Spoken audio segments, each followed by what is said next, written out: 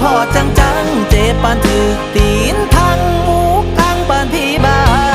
คิดว่าเขาสิหำฮอนอ้อนวอนด้วยหยดน้ำตาเขาหอดบ่หัวซา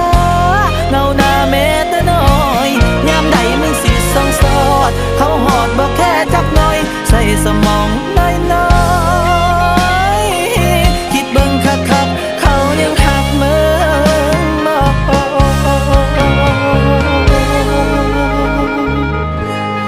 คำว่าหักมันเกิดจากคนสองคนแต่ใจที่ทุกข์ทนมันเกิดจากคนสองเจอไอเจ็บแล้วสิจือสิเศร้าซื้อบื้อเศร้างมงายเศร้าเป็นควายให้เขาจูงจนมาเห็นกับตาจนพาใจมาเจ็บสีกบ่มีมองเย็บหัวใจที่ให้เจ้าเว้าก็เว้าบ่ได้